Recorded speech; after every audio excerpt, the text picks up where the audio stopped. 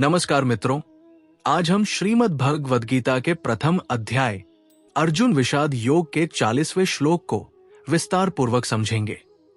ये श्लोक अर्जुन के विषाद का एक अत्यंत महत्वपूर्ण पहलू दिखाता है। अब वो अधर्म के फैलने का एक विशेष पहलू छूता है, परिवार की महिलाएं। अर्जुन कहता है कि जब अधर्म कुल में प्रमुख हो जाता है तो कुल की महिलाएं दूषित हो जाती है।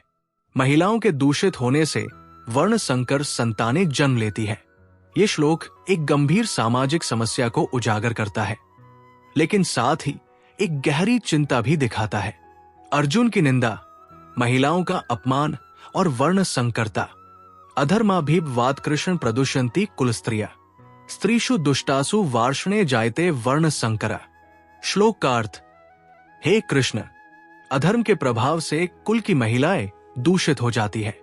हे वृष्णिवंश, दूषित महिलाओं से वर्ण संकर मिश्रित वंश संतानें जन्म लेती है। गहरा संदेश। 1. महिलाओं की सुरक्षा का महत्व।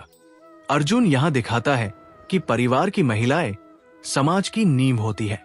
जब अधर्म फैलता है तो सबसे पहले महिलाएं प्रभावित होती है। ये एक गहरा सामाजिक संदेश है कि सभ्यता की रक्षा में महिलाओं की सुरक्षा कितनी महत्वपूर्ण है। 2. वर्ण संकरता का अर्थ। वर्ण संकर का अर्थ केवल मिश्रित जाति नहीं, इसका अर्थ है विचारों का मिश्रण, संस्कृति का विघटन, परंपरा का विनाश। जब महिलाओं की रक्षा नहीं होती तो अगली पीढ़ी की पहचान धुंधली हो जाती है। 3. अधर्म का कैस्केड प्रभाव। अर्जुन दिखाता है कि अधर्म केवल एक कार्य नहीं, बल्कि एक प्रभाव है जो पीढ़ी दर पीढ़ी चलता जाता है।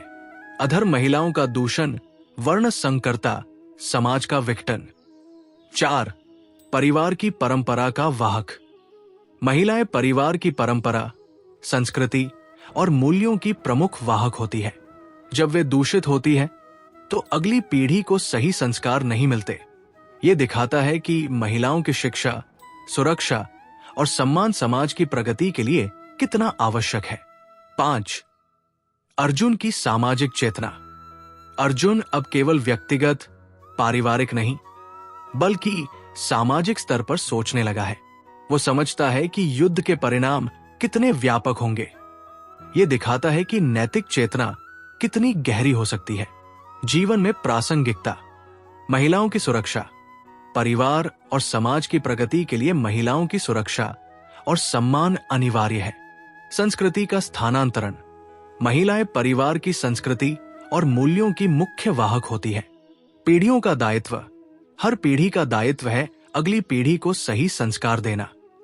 अधर्म के प्रभाव। अधर्म का प्रभाव केवल तुरंत नहीं, बल्कि दीर्घकालीन होता है। सामाजिक चेतना।